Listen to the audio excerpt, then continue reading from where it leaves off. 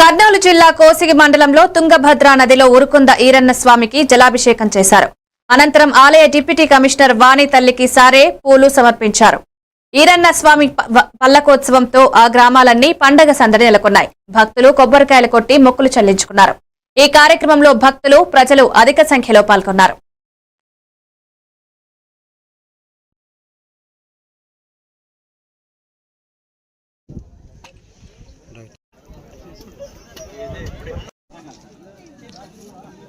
సందర్భంగా ఈరోజు ఉరుకుంద ఈరన్న స్వామిని ఊరేగింపుగా ఉరుకుందరించి ప్రతి సంవత్సరం ఉన్నట్టుగానే ఆచారం ప్రకారంగా కందుకూరు గ్రామానికి వచ్చి ఇక్కడ తుంగభద్ర రివర్లో చక్రస్నానం చేయించేసి ఇక్కడ భక్తులందరూ కోసమని చెప్పేసి ఇక్కడ దేవుని పెడతారు.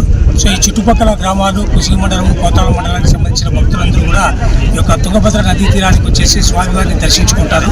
ఇదే కార్యక్రమానికి సంబంధించి మనకు కందుకూరు గ్రామంలో కూడా వేడుకగా ప్రతి సంవత్సరం కూడా ప్రజలందరూ కూడా ఇక్కడంతా కూడా పలు కార్యక్రమాలు చేసుకుంటారు.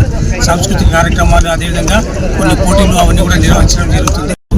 సో భక్తులందరూ కూడా చాలామంది భక్తాదులందరూ కూడా వచ్చేసి ఇక్కడ దర్శనం అంతా కూడా చేసుకున్నారు.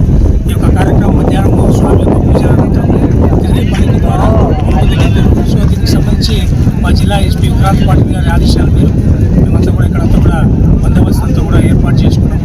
ప్రజలు కూడా దీనికి సహకరించి ఈ యొక్క కార్యక్రమం ఉన్నది వేడుకగా అంతా కూడా